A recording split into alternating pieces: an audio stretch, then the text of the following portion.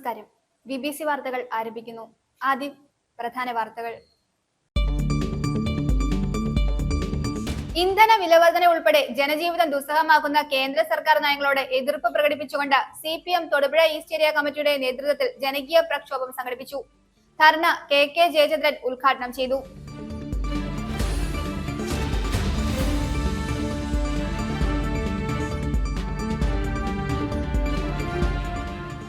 തൊടുപുഴ കോലാനി ആമരങ്കാവ് ദേവീ ക്ഷേത്രത്തിൽ നടന്ന സാമൂഹിക വിരുദ്ധരുടെ അഴിഞ്ഞാട്ടത്തിലും മോഷണത്തിലും പ്രതിഷേധിച്ച് ഭക്തജന യോഗം സംഘടിപ്പിച്ചു.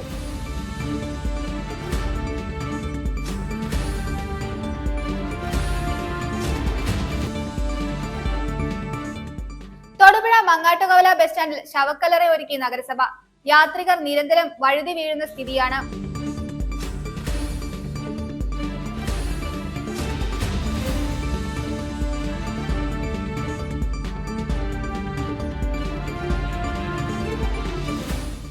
KSEB pensioners association Thodupuzha division വാർഷിക സമ്മേളനം തൊടുപുഴ പെൻഷൻ ഭവനിൽ ചേർന്നു. സംസ്ഥാന വൈസ് പ്രസിഡന്റ് MD വർഗീസ് സമ്മേളനം ഉദ്ഘാടനം ചെയ്തു.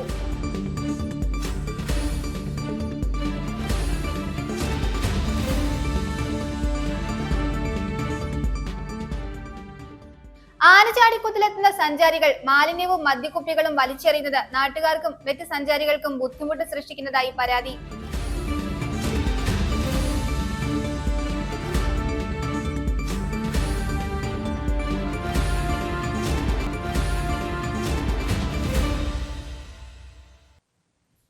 വാർത്തകൾ വിശദമായി.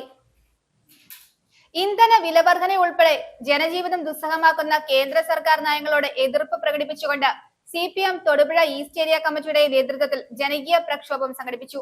തൊടുപുഴ ഹെഡ് പോസ്റ്റ് ഓഫീസിന്റെ മുൻവശത്ത് നടന്ന ധർണ KK ജയചന്ദ്രൻ ഉദ്ഘാടനം ചെയ്തു. ഇന്ധന വിലവർധന ഉൾപ്പെടെ ജനജീവിതം ദുസ്സഹമാക്കുന്ന കേന്ദ്ര സർക്കാർ നയങ്ങളോട് എതിർപ്പ് പ്രകടിപ്പിച്ചുകൊണ്ട് CPM തൊടുപുഴ ഈസ്റ്റ് ഏരിയ കമ്മിറ്റിയുടെ നേതൃത്വത്തിൽ ജനകീയ പ്രക്ഷോഭം സംഘടിപ്പിച്ചു. രാജ്യത്തെ ഇന്ധനവില വലിയ തോതിലാണ് വർദ്ധിച്ചുകൊണ്ടിരിക്കുന്നത്. കഴിഞ്ഞ മെയ് 15 മുതൽ 25 വരെയുള്ള 11 ദിവസത്തിനിടെ മാത്രം 4 തവണയാണ് പെട്രോൾ ഡീസൽ വില കൂട്ടിയത്. വില കേന്ദ്ര ഗവൺമെന്റ് 60 രൂപ വർദ്ധിപ്പിച്ചിരുന്നു. 60 രൂപ നേരത്തെ ഉണ്ടായിരുന്നത് നമുക്ക് സാധാരണഗതിയിൽ ഒരു 350 രൂപയ്ക്ക് തന്നുകൊണ്ടിരുന്ന 10 കിലോയുടെ ഒരു ഗ്യാസ്, വീട്ടിൽ ഉപയോഗിക്കുന്ന ഗ്യാസ്, അതിന് 900 രൂപയായിട്ട് വർദ്ധിപ്പിച്ചു. അന്ന് കേന്ദ്ര ഗവൺമെന്റ് പറഞ്ഞത് ഈ അധികമായി വർദ്ധിക്കുന്ന സംഖ്യ സബ്സിഡി നിർത്തലാക്കുന്നതിന്റെ ഭാഗമായിട്ടാണ് കുറയ്ക്കുന്നത്. ഈ സംഖ്യ എല്ലാവരുടെയും അക്കൗണ്ടിലോട്ട് ഇട്ടുതരുമെന്നാണ്. ഓർക്കുന്നുണ്ടാവും. 7.5 രൂപയുടെ വർധനവാണ് ഈ ദിവസങ്ങളിൽ മാത്രം ഉണ്ടായിരിക്കുന്നത്. അന്താരാഷ്ട്ര മാർക്കറ്റിൽ എണ്ണയ്ക്ക് വില കുറഞ്ഞപ്പോൾ അതിന്റെ ഗുണം ജനങ്ങൾക്ക് ലഭിക്കാതിരിക്കാനാണ് കേന്ദ്ര സർക്കാർ ഇന്ധന നികുതി കുത്തനെ ഉയർത്തിയത്. അന്താരാഷ്ട്ര വില കുറഞ്ഞത് ജനങ്ങൾക്ക് ഗുണകരമാകരുത് എന്ന ക്രൂരമായ നിലപാടാണ് കേന്ദ്രം സ്വീകരിച്ചത്. ഇപ്പോൾ ക്രൂഡ് ഓയിൽ വില വർധനവിന്റെ പേര് പറഞ്ഞ് ജനങ്ങളുടെ മേൽ അധിക ഭാരം ഏൽപ്പിക്കാനാണ് കേന്ദ്രം ശ്രമിക്കുന്നത്. കേന്ദ്രത്തിന്റെ ഈ കൊള്ളയ്ക്ക് സംസ്ഥാന സർക്കാരും കൂട്ടുനിൽക്കുകയാണ്. ഇപ്പോഴത്തെ ഈ വില വർധനവിലൂടെ മാത്രം ലിറ്ററിന് 2 രൂപയിലധികം അധിക വരുമാനം സംസ്ഥാന സർക്കാരിന് ലഭിക്കും. 2 ആഴ്ചയ്ക്കുള്ളിൽ 4 തവണ കേന്ദ്രം വില വർദ്ധിപ്പിച്ചിട്ടും മൗനിയായി തുടരുകയാണ് ചെയ്യുന്നത്.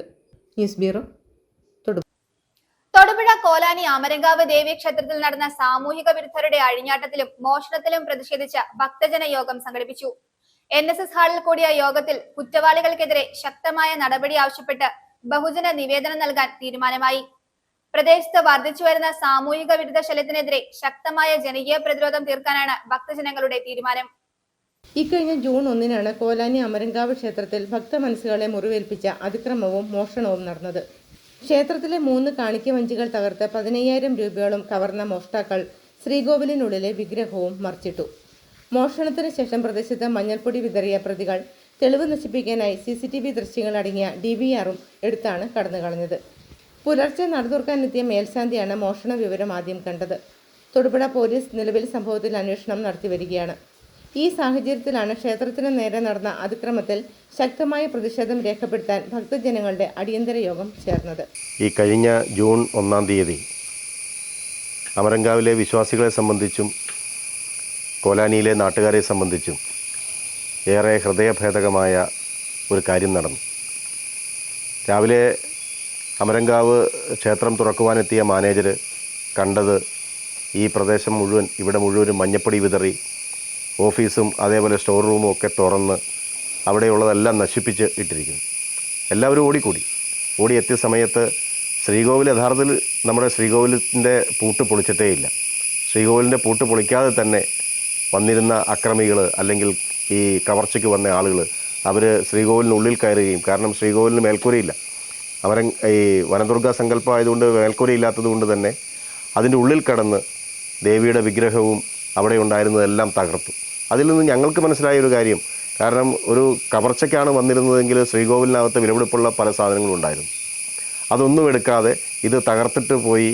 അതേപോലെ തന്നെ ഈ മഞ്ഞപ്പൊടിയൊക്കെ വിതറുകയും ഒക്കെ ചെയ്തതിൻ്റെ ഫലമായിട്ട് ഡോഗ് സ്ക്വാഡോ അല്ലെങ്കിൽ ഈ ഫിംഗർ പ്രിൻറ്റുകാരും അവരൊക്കെ വന്നിട്ട് അവർക്കൊന്നും ഇതിന് വലിയ രീതിയിലുള്ള തെളിവുകളൊന്നും ശേഖരിക്കാൻ പറ്റാത്ത രീതിയിൽ ആസൂത്രിതമായിട്ട് നടത്തിയിട്ടുള്ള ഒരു കവർച്ചയായിട്ടാണ് ഞങ്ങൾക്കതിനെ കാണാൻ പറ്റുന്നത്. അതേപോലെ തന്നെ നമ്മുടെ DVR ഉൾപ്പെടെ ഇവിടെ ക്യാമറയുണ്ട്. ക്യാമറയുടെ DVRും മോണിറ്ററും ഒക്കെ സൂക്ഷിച്ചിരിക്കുന്നത് സ്റ്റോർ റൂമിലാണ്. അത് കൃത്യമായിട്ട് മനസ്സിലാകുന്ന ആൾ അല്ലെങ്കിൽ ഇതിനെക്കുറിച്ച് കൃത്യമായി ധാരണയുള്ള ഒരാളെന്നുള്ള രീതിയിൽ തന്നെ അത് പൊളിച്ച് അതിനകത്തുനിന്ന് DVR മാത്രം എടുത്തുകൊണ്ട് പോയിരിക്കുന്നു. അതേപോലെ തന്നെ ഈ നമ്മുടെ അമരങ്കാവിലേക്ക് വൈദ്യുതി കൊണ്ടുവരുന്നത് വെളിയിലുള്ള കാണിക്കവഞ്ചിയുടെ സമീപത്താണ് അതിൻ്റെ മീറ്ററും ഫ്യൂസൊക്കെ വെച്ചിരിക്കുന്നത്. ഇവിടെയുള്ള ഒരാൾക്കും ഞങ്ങളാൾക്കും അറിയില്ല അതെവിടെ ഇരിക്കണമെന്നുള്ളത്. അതുവരെ കൃത്യമായി മനസ്സിലാക്കി ആ ഫ്യൂസ് ഊരിയതിന് ശേഷമാണ് ഇതിനുള്ളിൽ പ്രവേശിച്ചിരിക്കുന്നത്.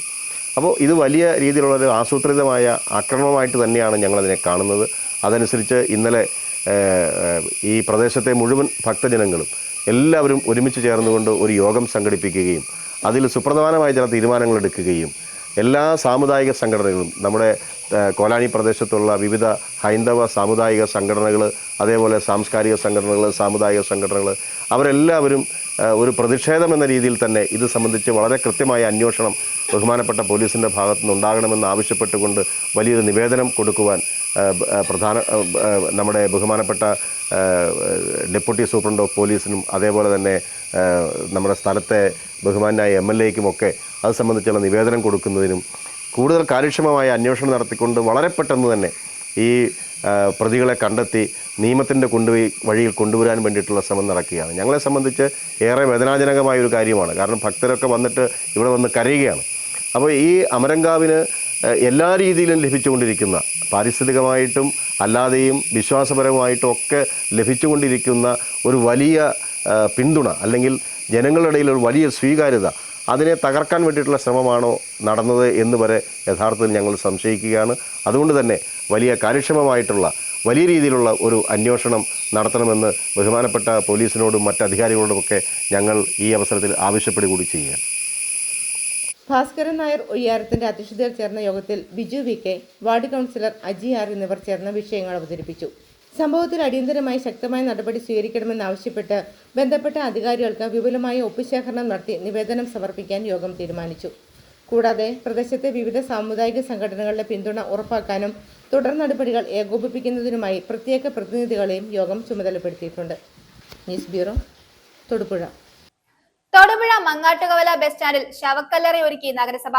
യാത്രികർ നിരന്തരം വഴുതി വീഴുന്ന സ്ഥിതിയാണ്. യാത്രക്കാർ ഓടിയിറങ്ങുന്നതും ഓടിക്കയറുന്നതുമായ സ്ഥലത്താണ് വെള്ളം കെട്ടിനിന്ന് തെന്നി വീണ് അപകടമുണ്ടാകുന്നത്. ടൈലിന്റെ മുകളിൽ വെള്ളം കിടക്കുന്നത് ജനങ്ങളുടെ ജീവന് ഭീഷണിയാകുന്നു. അധികാരികൾ തിരിഞ്ഞു നോക്കാത്ത സ്ഥിതിവിശേഷമാണ് ഇപ്പോഴുള്ളത്. വയോധികർ, കുഞ്ഞുമക്കൾ, വിദ്യാർത്ഥികളടക്കം തെന്നി വീഴുന്ന സ്ഥിതിയാണ്. ബസ് വരുമ്പോൾ യാത്രക്കാർ ഓടിയിറങ്ങുന്നതും ഓടിക്കയറുന്നതുമായ സ്ഥലത്താണ് വെള്ളം കെട്ടിനിന്ന് തെന്നി വീണ് അപകടമുണ്ടാകുന്നത്.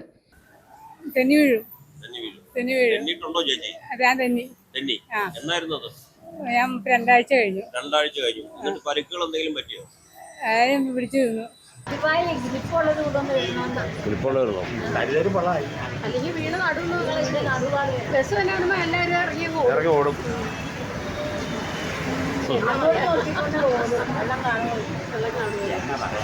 വെള്ളം കാണുന്ന നിറമല്ല. ടൈലിന്റെ മുകളിൽ വെള്ളം കിടക്കുന്നത് ജനങ്ങളുടെ ജീവന് ഭീഷണിയാകുന്നുവെന്ന് ബന്ധപ്പെട്ട അധികാരികളോട് പറഞ്ഞിട്ടുള്ളതാണ്. അധികാരികൾ തിരിഞ്ഞു നോക്കാത്ത സ്ഥിതിവിശേഷമാണ് ഇപ്പോഴുള്ളത്. മങ്ങാട്ടുകവല ബസ് സ്റ്റാൻഡിന്റെ ഒരു അന്തരീക്ഷമാണ്. 1 മാസക്കാലമായി മഴ തുടർച്ചയായി പെയ്യുന്ന അന്ന് മുതൽ ഇന്ന് വരെയും എല്ലാ ദിവസങ്ങളിലും ആളുകൾ ഇവിടെ വഴുതി വീഴുന്നത് നിത്യസംഭവമായി മാറിയിരിക്കുകയാണ്. വയോധികര്, കുഞ്ഞുമക്കള്, വിദ്യാർത്ഥിനികളെ ഒക്കെയും എന്നുമുണ്ട്. ഈ കാഴ്ച കണ്ട് ഈ പരിസരത്തുള്ളവർ മടുത്തു എന്ന് വേണം പറയാൻ. കാരണം ഇത് അടിയന്തരമായി ഇത് ശരിയാക്കേണ്ട കാര്യമാണ്. കാരണം വെള്ളം ബസ് വരുമ്പോൾ യാത്രക്കാർ ഓടി കയറുന്നതും ഓടി ഇറങ്ങുന്നതുമായ ഈ സ്ഥലത്ത് ഇത്രയും ഈ ടൈലിന്റെ മുകളിൽ വെള്ളം കിടക്കുന്നത് വളരെ അപകടകരമായ കാര്യമാണ്. ഇന്ന് രാവിലെ ഒരു വയോധികൻ ജില്ലാ ആശുപത്രിയിൽ നിന്ന് മരുന്ന് വാങ്ങി വരുന്ന വഴി അദ്ദേഹം സ്റ്റാൻഡിലേക്ക് കയറിയതാ. നടുവും തല്ലി വീണു. അദ്ദേഹത്തിന്റെ കൈക്ക് ഗുരുതരമായ പൊട്ടലുണ്ട്. അപ്പോൾ ഈ സംഭവത്തിന് അടിയന്തരമായ പരിഹാരം കാണണം.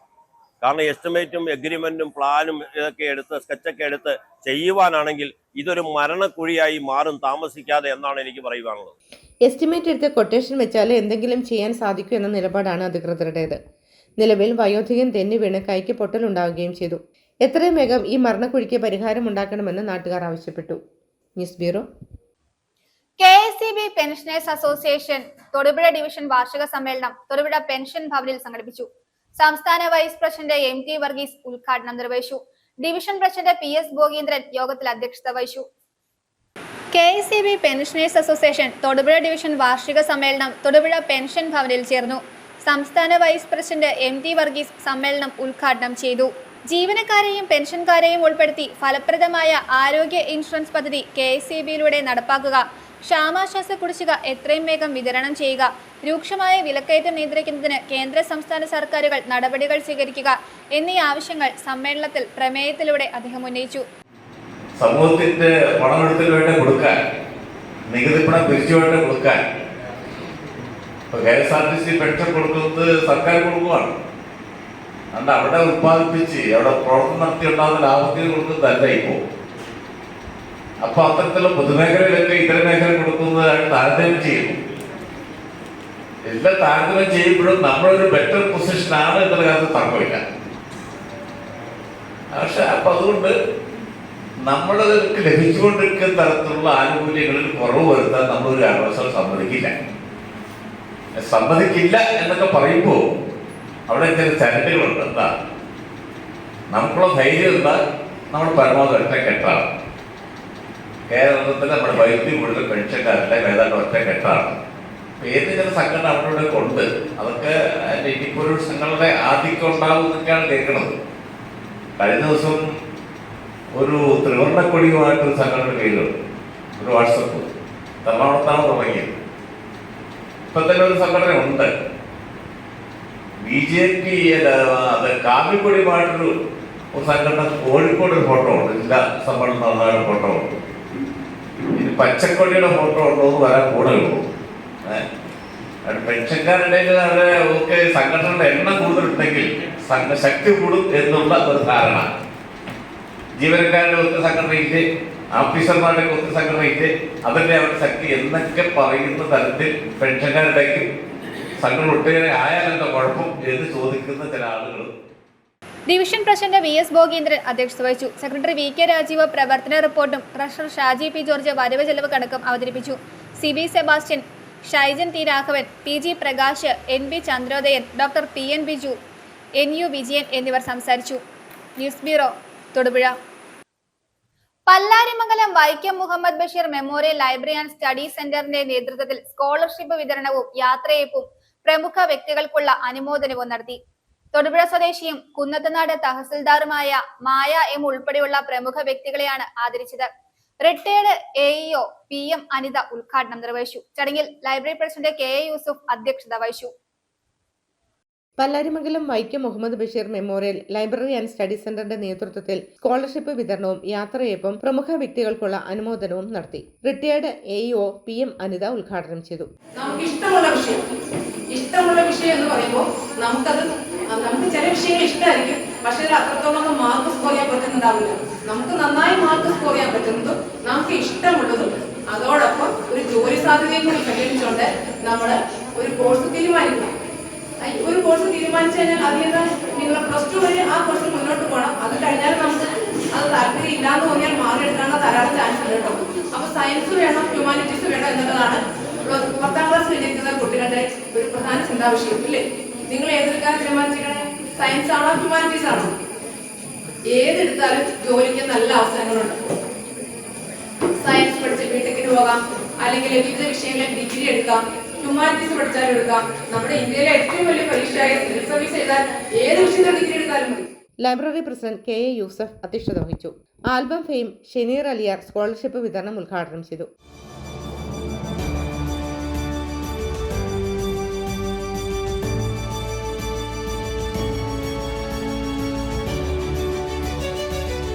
സ്കൂൾ PTA പ്രസിഡന്റ് വിൻസെന്റ് ലൂക്കോസ്, അധ്യാപികമാരായ VN അനുപമ, ജെയ്നി ജെയിംസ് എന്നിവർ പ്രസംഗിച്ചു. കടവൂർ GVHS സ്കൂളിൽ നിന്നും സ്ഥലമാറിപ്പോകുന്ന HM NK രശ്മിക്കാണ് യാത്രയപ്പ് നൽകിയത്. Kunnathunad tahsildar Maya M, retired school HM Francis J Punnolil, സർക്കാർ യോഗ പരിശീലകൻ MS Sasikumar, Pala sub jail superintendent PM Kamal, optical sales and service രംഗത്ത് മികച്ച സേവനം നടത്തിവരുന്ന JJI കെയർ ഓണർമാരായ TC Joby Mathew, Kothamangalam dream motors, Hanfa holidays and insurance proprietor TB Shameer എന്നിവരെ ചടങ്ങിൽ ആദരിച്ചു.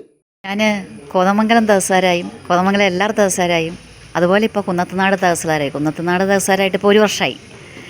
ഈ കാലയളവിലെല്ലാം ജനങ്ങളുമായിട്ടും അവരുടെ ഒത്തിരിയധികം പ്രശ്നങ്ങൾ പരിഹരിക്കാനും അതിനൊരു ഭാഗ്യം എനിക്കുണ്ടായി. ആ ഭാഗ്യം തന്നതിനും അതോടൊപ്പം ഞാൻ ഈ കുന്നത്തുനാട് പോയതിന് ശേഷവും കോതമംഗലത്ത് ഇവിടെ വെച്ച് എനിക്ക് ഇങ്ങനെയൊരു പരിപാടിയും ഇങ്ങനെ ഒരു അനുമോദനം തന്നതും എൻ്റെ സർവീസിലും എൻ്റെ ജീവിതത്തിലും എനിക്ക് ഏറ്റവും വലിയ സന്തോഷമുള്ളൊരു കാര്യമാണ്. ഇങ്ങനെ ഒരു പരിപാടി സംഘടിപ്പിച്ച് ഇങ്ങനെ ഒരു അനുമോദനം തന്നത് ഒരു സന്തോഷം. ഇന്നത്തെ ദിവസത്തിൽ ഞാൻ ഏറ്റവും അധികം ഹാപ്പിയാണ്, ഏറ്റവും അധികം സന്തോഷവതിയാണ്. നന്ദി. സ്കൂളിൽ നിന്നും SSLC പരീക്ഷയിൽ വിജയിച്ച മുഴുവൻ കുട്ടികൾക്കും മൊമെന്റോ നൽകി ആദരിച്ചു. ചടങ്ങിൽ വിദ്യാർത്ഥികൾക്ക് സ്കോളർഷിപ്പുകളും വിതരണം ചെയ്തു.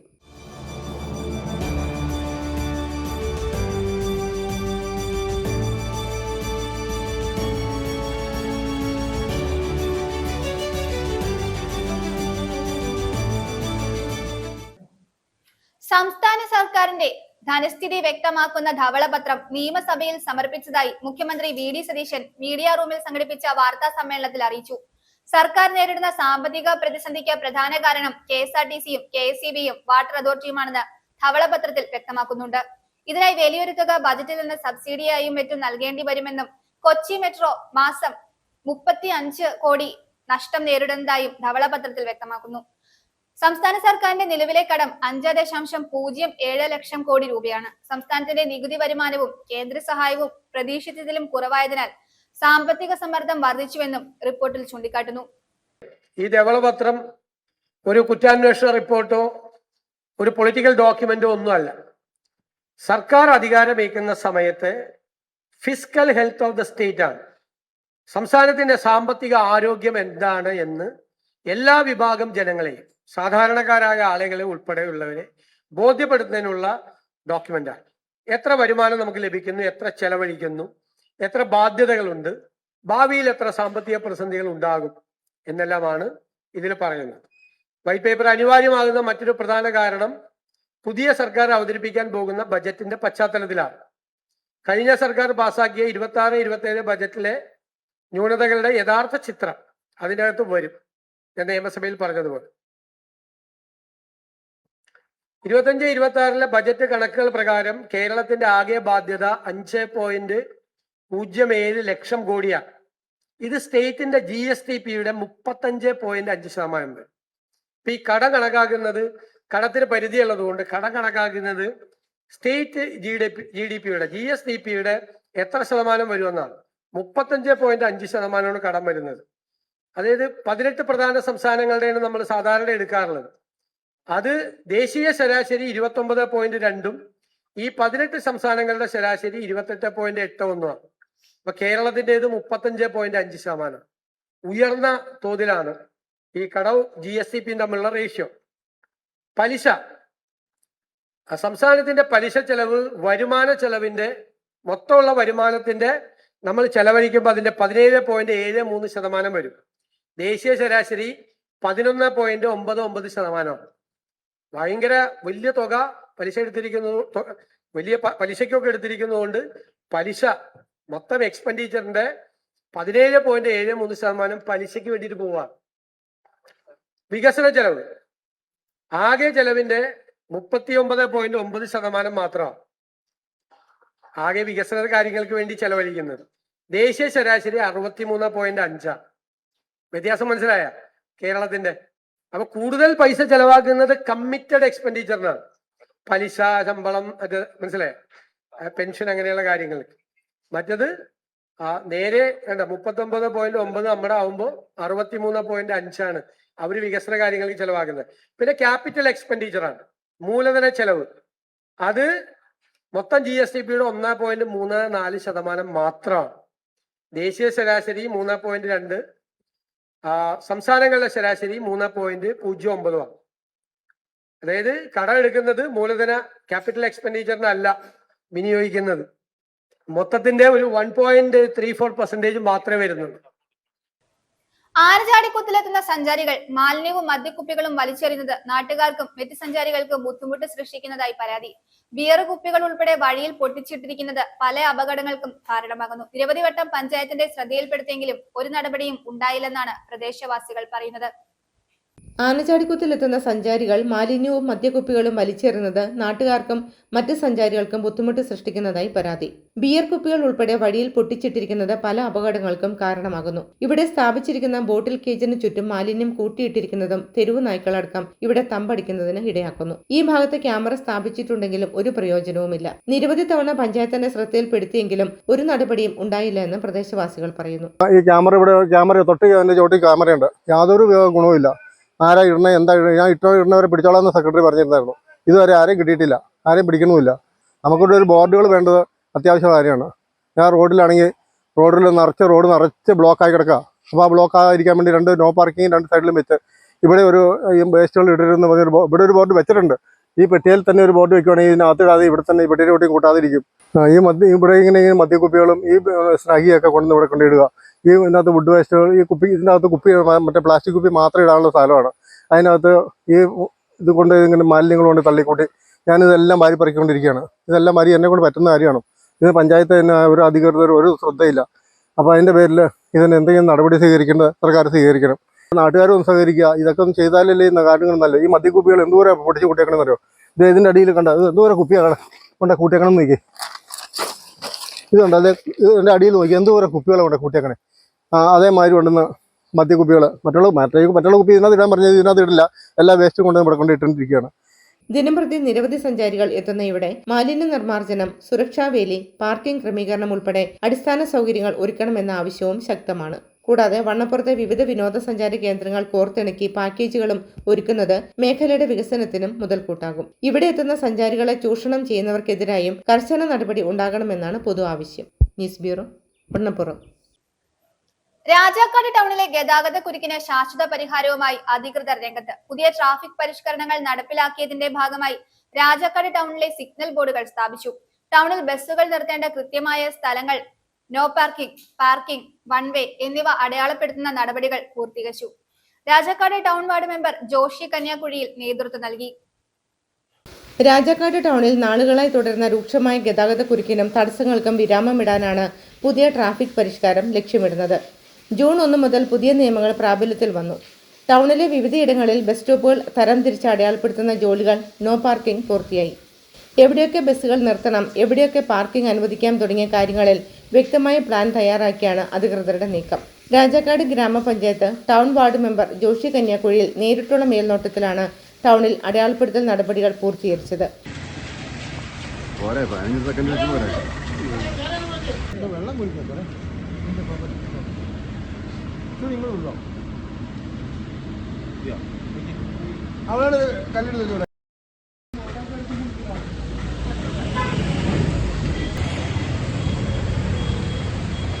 രാജാക്കാട് പഞ്ചായത്തിലെ ട്രാഫിക് പരിഷ്കരണങ്ങളുടെ ഭാഗമായിട്ട് ബസ്സുകൾ നിർത്തേണ്ട സ്റ്റോപ്പുകൾ, അതുപോലെ തന്നെ നോ പാർക്കിംഗ് ഏരിയ എല്ലാം ഏകദേശം ഇന്നത്തോടുകൂടി അടയാളപ്പെടുത്തിയിരിക്കുകയാണ്. ഇനി വരുന്ന വാഹനങ്ങൾ ഈ സെക്ഷനുകൾ കണ്ട് അതനുസരിച്ച് മുന്നോട്ട് പോകാനുള്ള നടപടികൾ സ്വീകരിക്കണമെന്നാണ് അഭ്യർത്ഥിക്കാനുള്ളത്. കാരണം ജൂൺ 1 തീയതി മുതൽ ട്രാഫിക് നിയമങ്ങൾ നിലവിൽ വന്നിരിക്കുകയാണ്. അതനുസരിച്ച് ബസ്സുകൾ പറയുന്നിടത്ത് മാത്രം സ്റ്റോപ്പ് ചെയ്യുകയും അതുപോലെ തന്നെ മറ്റു വാഹനങ്ങൾ ടൗണിന് വാഹന ഗതാഗതക്കുരുക്ക് ഉണ്ടാക്കുന്ന രീതിയിൽ നിർത്തുകയും ചെയ്താൽ ശക്തമായ നടപടി ഉണ്ടാകും. അത് പോലീസിന്റെ ഭാഗത്ത് ശക്തമായ പെറ്റിക്കേസ് ഉണ്ടാകും. അതുകൊണ്ട് വാഹനമായി ടൗണിൽ വരുന്ന മുഴുവൻ ആളുകളും ഈ ട്രാഫിക് നിയമങ്ങളിൽ യോജിച്ചുകൊണ്ട് രാജാക്കാടിന്റെ ടൗണിലുള്ള യാത്ര സുഗമമാക്കുന്ന രീതിയിലുള്ള പ്രവർത്തനവുമായി മുന്നോട്ട് പോകണമെന്നാണ് വാർഡ് മെമ്പറിൽ എനിക്ക് പറയാനുള്ളത്. വ്യാപാരികൾക്കും പൊതുജനങ്ങൾക്കും ബുദ്ധിമുട്ടുണ്ടാക്കാത്ത രീതിയിലാണ് പുതിയ ക്രമീകരണങ്ങൾ. പദ്ധതി വിജയകരമായി നടപ്പിലാക്കാൻ വിവിധ വകുപ്പുകളിലെ ഉദ്യോഗസ്ഥരും ജനപ്രതിനിധികളോടൊപ്പം സജീവമായി ക്രമീകരണങ്ങൾ വിലയിരുത്തി. വരും ദിവസങ്ങളിൽ ടൗണിൽ കൂടുതൽ കർശനമായ ട്രാഫിക് നിയന്ത്രണങ്ങൾ ഉണ്ടാകുമെന്നും പുതിയ പരിഷ്കാരങ്ങളോട് പൊതുജനങ്ങളും വ്യാപാരികളും ബസ് ജീവനക്കാരും പൂർണ്ണമായും സഹകരിക്കണമെന്നും അധികൃതർ അഭ്യർത്ഥിച്ചു. ജൂൺ 1 മുതൽ നിയമം ലംഘിക്കുന്നവർക്കെതിരെ കർശന നടപടിയുണ്ടാകും. News bureau, Idukki. ലോക പരിസ്ഥിതി ദിനത്തോടനുബന്ധിച്ച് സഹകരണ വകുപ്പിന്റെ നേതൃത്വത്തിൽ തണൽ എന്ന പേരിൽ നടപ്പിലാക്കുന്ന വൃക്ഷത്തൈ നടീലിന്റെ ഇടുക്കി ജില്ലാതല ഉദ്ഘാടനം ജൂൺ 5 രാവിലെ 10 മണിക്ക് തൊടുപുഴ സെന്റ് സെബാസ്റ്റ്യൻ ഹൈസ്കൂളിൽ സംഘടിപ്പിക്കും. തൊടുപുഴ എംഎൽഎയും നിയമസഭാ ചീഫ് വിപ്പുമായ അബു ജോൺ ജോസഫ് ഉദ്ഘാടനം ചെയ്യും. തൊടുപുഴ മുനിസിപ്പൽ ചെയർപേഴ്സൺ സാബിറ ജലീൽ അധ്യക്ഷത വഹിക്കും. യോഗത്തിൽ Idukki joint registrar general P Sunilkumar മുഖ്യ പ്രഭാഷണം നടത്തും. തൊടുപുഴ സർക്കിൾ സഹകരണ യൂണിയൻ ചെയർപേഴ്സൺ ഇന്ദു സുധാകരൻ പരിസ്ഥിതി ദിന സന്ദേശം നൽകും. വിവിധ സഹകരണ ബാങ്ക് ജനപ്രതിനിധികൾ, വകുപ്പ് ജീവനക്കാർ, സഹകാരികൾ തുടങ്ങിയവർ പങ്കെടുക്കും. നവജ്യോതി കലാ സാംസ്കാരിക വേദിയുടെ ആഭിമുഖ്യത്തിൽ പന്നൂർ NSS UP സ്കൂളിൽ വെച്ച് കുട്ടികൾക്കുള്ള പഠനോപകരണങ്ങൾ വിതരണം ചെയ്തു. നവജ്യോതി കലാ സാംസ്കാരിക വേദി പ്രസിഡന്റ് ജോയ് തോമസ് വിതരണ ഉദ്ഘാടനം നിർവഹിച്ചു. നിരവധി വ്യക്തികൾ ചടങ്ങിൽ സന്നിഹിതരായിരുന്നു. നവജ്യോതി കലാ സാംസ്കാരിക വേദിയുടെ ആഭിമുഖ്യത്തിൽ കരിമണ്ണൂർ ഗവൺമെന്റ് UP സ്കൂളിലും പന്നൂർ NSS UP സ്കൂളിലും കുട്ടികൾക്ക് പഠനോപകരണങ്ങൾ വിതരണം ചെയ്തു. പ്രസിഡന്റ് ജോയ് തോമസ് വിതരണോദ്ഘാടനം നടത്തി. ഗവൺമെന്റ് UP സ്കൂളിൽ ഹെഡ്മാസ്റ്റർ ജോസഫ് ഷാജി അരുജയും NSS UP സ്കൂളിൽ ഹെഡ്മിസ്ട്രസ് PN മായയും പഠനോപകരണങ്ങൾ ഏറ്റുവാങ്ങി. Mathews Thomas, Shailesh Sen, PS Sebastian, Muraleedharan Nair PN, Isaac PM എന്നിവർ നേതൃത്വം നൽകി. ജോസഫ് ഷാജി അരൂജയും PN മായയും നന്ദി പറഞ്ഞു. കണ്ണൂർ കൊട്ടിയൂർ മഹാദേവ ക്ഷേത്രത്തിലെ വൈശാഖ മഹോത്സവം ആരംഭിച്ചു.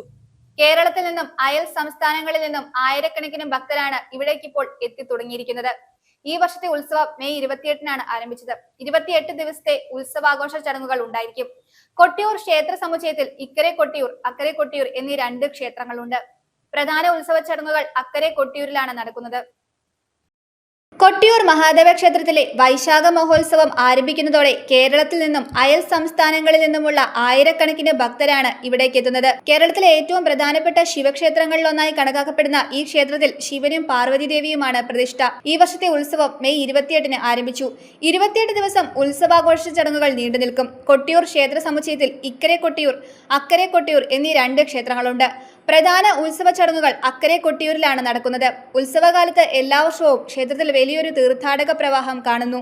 ഭാഗവതാദി പുരാണങ്ങളിൽ പ്രസിദ്ധമായി പ്രതിപാദിക്കുന്ന ദക്ഷയാഗ കഥയുടെ ഐതിഹ്യ പശ്ചാത്തലമാണ് തീർത്ഥാടന കേന്ദ്രമായ കൊട്ടിയൂർ ക്ഷേത്രത്തിനുള്ളത്. ദക്ഷയാഗ വേദികയിൽ സതീദേവി ദേഹത്യാഗം ചെയ്ത സ്ഥാനമാണ് അമ്മ മറഞ്ഞ ആ സ്ഥാനം, അമ്മാറക്കൽ തറ. അതിനു സമീപം ഭഗവാൻ സ്വയംഭൂ സാന്നിധ്യമായി. ഈ സങ്കേതം പിൽക്കാലത്ത് കാനനമായി തീർന്ന ഭൂമിയിൽ നിന്ന് കണ്ടെത്തുകയും അതിനെ തുടർന്ന് വളരെ വിശേഷമായ ആചരണക്രമങ്ങളോടുകൂടി ചടങ്ങുകൾ നടന്നു വരികയും ചെയ്യുന്നു. 64 വിഭിന്ന വിഭാഗങ്ങളിൽപ്പെട്ട സ്ഥാനികർ സമന്വയിച്ചാണ് കൊട്ടിയൂർ ഉത്സവം നടക്കുന്നത്. ഈ ഒരു സമിതിക്ക് മഹാ അടിയന്തര യോഗം എന്നാണ് പറയുക.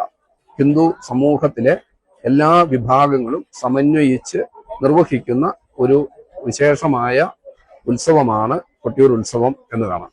കൊട്ടിയൂർ ഉത്സവം ഉത്തര കേരളത്തിലെ ദക്ഷിണ കാശി എന്നറിയപ്പെട്ട തീർത്ഥാടന കേന്ദ്രമാണെങ്കിൽ സമീപ നാളുകളിൽ ദക്ഷിണ ഭാരതത്തിലെ കാശി എന്നറിയപ്പെടത്തക്ക വിധത്തിൽ അന്യ സംസ്ഥാനങ്ങളിൽ നിന്നുകൂടി തീർത്ഥാടകരുടെ പ്രവാഹമാണ് ഇപ്പോൾ നടന്നുകൊണ്ടിരിക്കുന്നത്.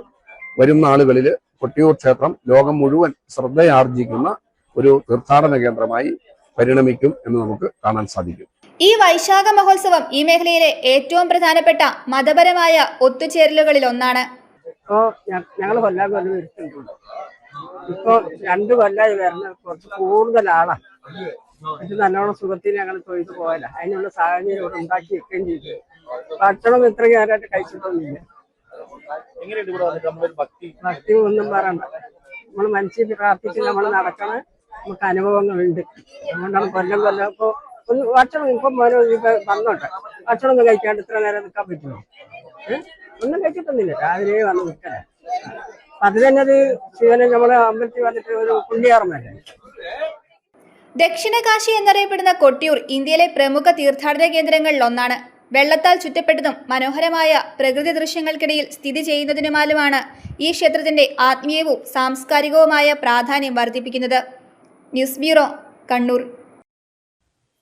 ഇടുക്കി മൂന്നാറിലെ ജനവാസ മേഖലയിൽ ഭീതി പടർത്തി വീണ്ടും പടയപ്പയുടെ ആക്രമണം. മൂന്നാർ നല്ലതണ്ണി എസ്റ്റേറ്റിൽ ഇറങ്ങിയ കാട്ടാന പാർക്ക് ചെയ്തിരുന്ന കാർ പൂർണ്ണമായും തകർത്തു. നല്ലതണ്ണി സ്വദേശിയായ ദിനകരന്റെ ഉടമസ്ഥയിലുള്ള കാറാണ് നശിപ്പിച്ചത്. വലിയ ശബ്ദം കേട്ട് ഓടിയെത്തിയ എസ്റ്റേറ്റ് നിവാസികൾ കാട്ടാന കാർ തകർക്കുന്നത് കണ്ട് ഭയപ്പാടിലായി. തുടർന്ന് കാറുടമ വനംവകുപ്പ് അധികൃതരെ വിവരം അറിയിക്കുകയായിരുന്നു.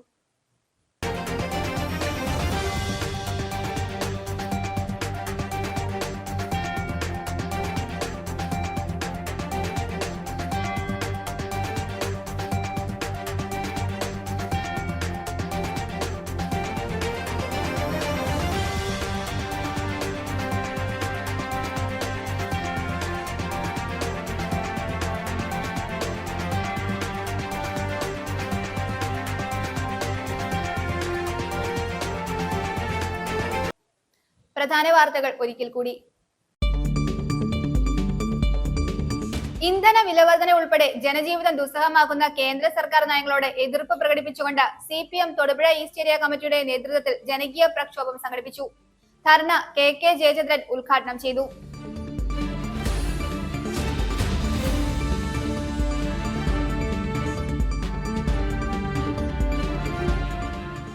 തൊടുപുഴ കോലാനി ആമരങ്കാവ് ദേവീ ക്ഷേത്രത്തിൽ നടന്ന സാമൂഹിക വിരുദ്ധരുടെ അഴിഞ്ഞാട്ടത്തിലും മോഷണത്തിലും പ്രതിഷേധിച്ച് ഭക്തജന യോഗം സംഘടിപ്പിച്ചു.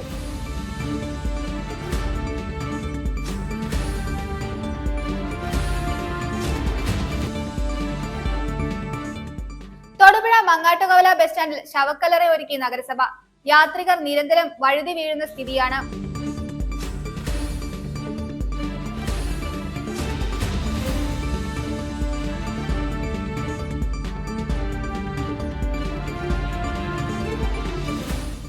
KSEB pensioners association Thodupuzha division വാർഷിക സമ്മേളനം തൊടുപുഴ പെൻഷൻ ഭവനിൽ ചേർന്നു. സംസ്ഥാന വൈസ് പ്രസിഡന്റ് MD വർഗീസ് സമ്മേളനം ഉദ്ഘാടനം ചെയ്തു.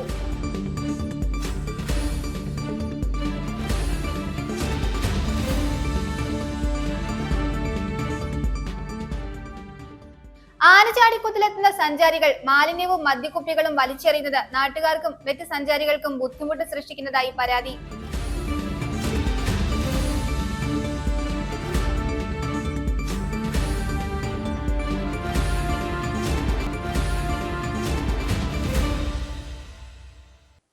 ഇതോടെ ഈ വാർത്താ ബുള്ളറ്റിൻ സമാപിക്കുന്നു.